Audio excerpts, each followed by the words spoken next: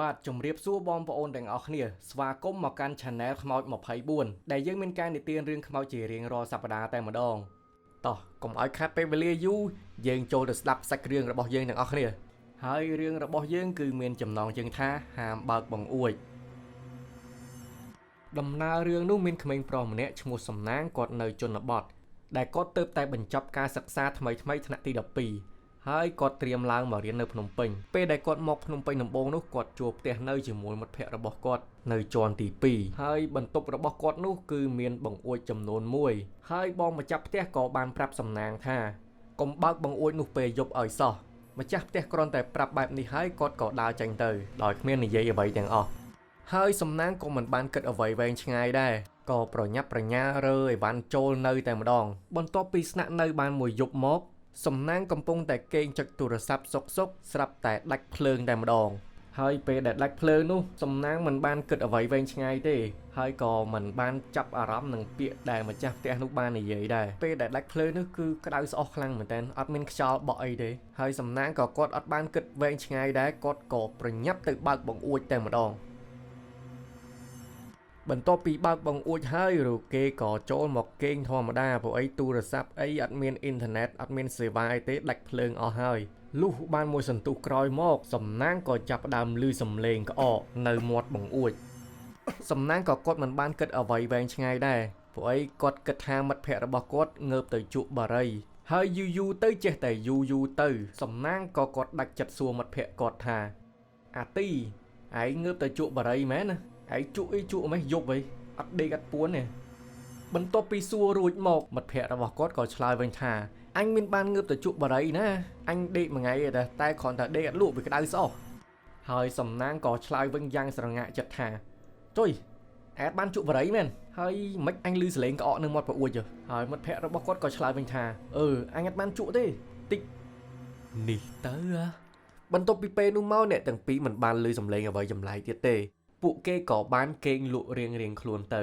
ហើយចាប់ពីពេលនោះមកសំណាងក៏មិនហ៊ានបើកបង្អួចដែរគឺបង្អួចនឹងត្រូវបានបិទជារៀងរហូតរំលងអស់រយៈពេល2សប្តាហ៍ទៅសំណាងក៏មានធុរៈនៅឯស្រុកក៏ប្រញាប់ប្រញាល់រៀបចំអីវ៉ាន់ឡើងទៅភ្លាមតែម្ដងដោយមិនបានប្រាប់មិត្តភ័ក្តិគាត់ទេដោយគាត់នឹកឃើញថាចាំគាត់ទៅដល់ស្រុកចាំគាត់ប្រាប់ក៏មិនទាន់យឺតពេលដែរលុះល្ងាចឡើងមិត្តភ័ក្តិរបស់គាត់ឈ្មោះទីនោះក៏បានចេញពីរៀនហើយក៏គាត់បានធ្វើដំណើរមកផ្ទះជាធម្មតាទេមកដល់គាត់ចុចទូរស័ព្ទលេងជក់បារីលេងចឹងទៅ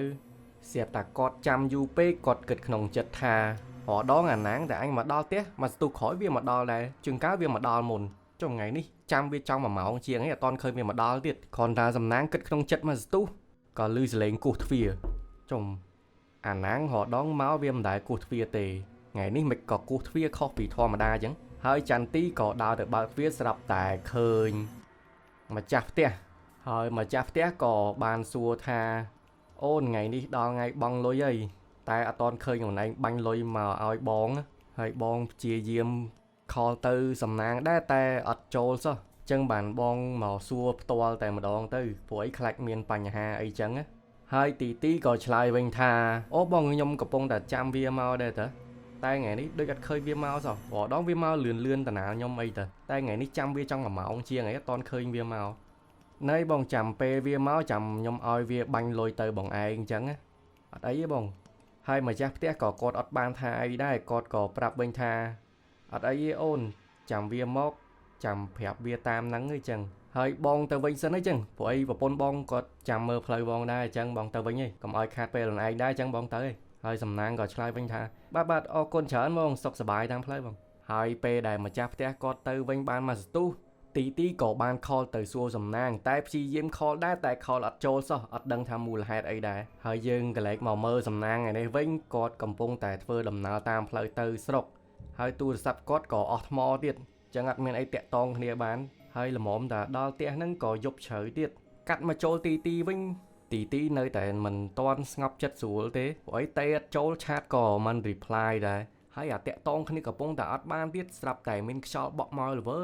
យធ្វើឲ្យចន្ទទីនោះមានអារម្មណ៍ថាភ័យខ្លាចខ្លាំងមែនតើអានេះគ្រាន់តែតង់ទី1ទេទីចង់បាក់ស្បាតបាត់ហើយចាំមើលតង់ទី2មិនវិញបន្ទាប់ពីទេអត់ចូលហើយទីក៏នឹក ក្នុងចិត្តថាអានេះមិនស្រួលកំពុងតែដេតជាមួយសង្សារវាអីហ្មង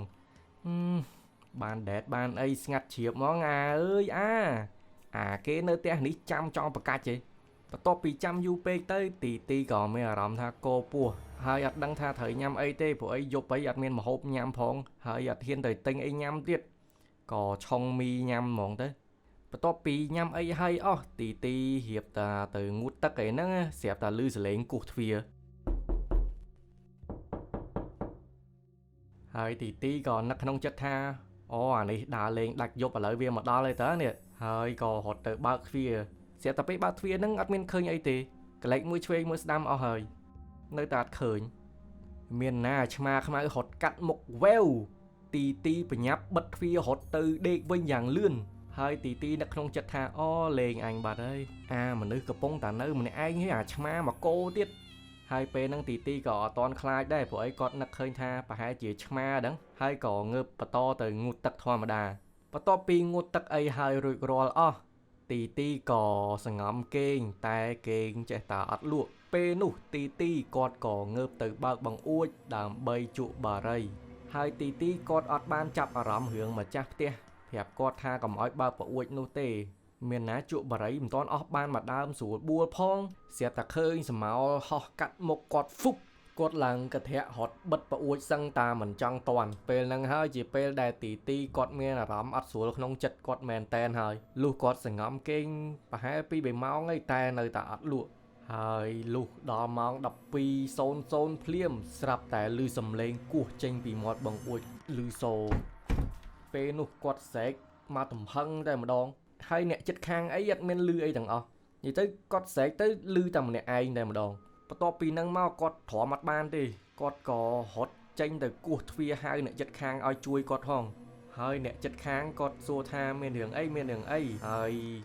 ទីគាត់ប្រាប់ថាខ្ញុំខ្មោចឡងបងហើយអ្នកចិត្តខាងគ្រាន់តែឮចឹងគាត់ក៏បើកទ្វារឲ្យចូលភ្លាមតែម្ដងហើយទីក៏រៀបរាប់តាមដំណើររឿងដែលគាត់ជួបមកគ្រាន់តែរៀបរាប់ហើយចប់អស់អ្នកចិត្តខាងនោះក៏ប្រាប់ទៅទីវិញថាអូហ្នឹងហើយអូនបន្ទប់ហ្នឹងកាលមុនមានអ្នកលោតសម្រាប់ខ្លួនតាមមាត់បង្អួចហ្នឹងទីគ្រាន់តែឮសូរភ្លាមតុនជង្គង់ហើយធ្លាក់ថ្លើមក្ដុបហើយបន្ទប់ហ្នឹងបើអ្នកមកនៅចាស់គឺគាត់អត់ហ៊ាននៅទេដើរកាត់សឹងតែគាត់អត់ហ៊ានដើរកាត់ទៀតយប់ឡើងហើយបងនៅនេះបងអត់ខ្លាចអីទេព្រោះអីបងតាំងពីក្មេងមកបងជួបអស់ហើយបន្ទាប់ពីពេលនោះមកកាត់មកដល់ពេលព្រឹកវិញសំណាងក៏បានខលទៅទីអញកន្លែងដើរមកស្រុកនេះភ្លេចប្រាប់ឯងឲ្យឆឹងអើយហើយទូរស័ព្ទអញអស់ថ្មទៀតអញថាបានទៅដល់ផ្ទះម៉ោង10ម៉ាន់10អីហើយមានណាសយត្រង់បែកកង់ឡាននឹងហ្មងល្មមតាដោហើយអីហើយអស់មកដល់ផ្ទះម៉ោង2ជាងយប់ល្មមគ្រាន់តែទៅដល់អស់ខ្យល់អញដេកយកហ្មងហើយទីក៏ប្រាប់ទៅកាន់សំណាងវិញថាអូអញយប់មិញដល់កហើយយប់មិញលេងអញតាំងយប់ហ្មង2-3តង់ជាប់គ្នាគ្មានបានដេកទេហើយសំណាងក៏សួរទៅកាន់ទីវិញថាចុយអាណាគេធ្វើអីហែងដល់ថ្នាក់2-3តង់អត់បានដេកអត់បានពួនណាហើយទីក៏ប្រាប់ទៅវិញថាមានណាទៀតអើយក្រៅពីមាត់ប្អួចហ្នឹងលេងអញតាំងយប់ហ្មងអញបើប្អួចទៅជក់បារីសុកមានណាសមោលហោះកាត់មុខអញវីវអញឡើងកធៈបិទប្អួចសឹងតែអត់តន់អើយអញស្រែកឡើងផ្អើលពេញបន្ទប់គ្មានអាណាគេលឺសោះអើយបានរត់ទៅគោះទ្វារហៅអ្នកចិត្តខាងល្មមតែអ្នកចិត្តខាងដាច់ចិត្តបើកទ្វារអញចូលអានេះគេចេះបើកទ្វារឲ្យចូលហើយបើគេអត់បើកទ្វារឲ្យវិញដឹងមិនទេអញអត់ដឹងទៅណាទៅណីទេបន្ទាប់ពីទីរៀបរាប់ប្រាប់សំណាងហើយរួចអស់សំណាងក៏បានខលទៅម្ចាស់ផ្ទះរៀបរាប់តាមដំណើររឿងដែលទីបានប្រាប់ហើយក៏សុំម្ចាស់ផ្ទះដើម្បីរើអីវ៉ាន់ចេញទៅនៅកន្លែងផ្សេងហើយទីក៏ប្រញាប់ប្រញាល់រើអីវ៉ាន់ចេញទាំងអស់ព្រោះអីតានៅទៀតនៅអត់កើតទេយប់នឹងដឹងអត់បានដេកទៀតហើយបន្ទាប់ពីរើអីវ៉ាន់ចេញហើយអស់ចាប់ពីពេលនោះមកអ្នកទាំងពីររស់នៅដោយមានក្តីសុខចឹងបានថាផ្ទះគឺពិតជាសំខាន់មែនតើបើសិនជាយើងរកទីតាំងខុសគឺនៅក៏អត់មានក្តីសុខដែរចឹងហើយមុននឹងនៅមុននឹងទិញមុននឹងជួលត្រូវតែស៊ើបទីតាំងនិងប្រវត្តិកន្លែងនោះឲ្យបានច្បាស់លាស់មុននឹងសម្រេចចិត្តទិញនិងសម្រេចចិត្តជួល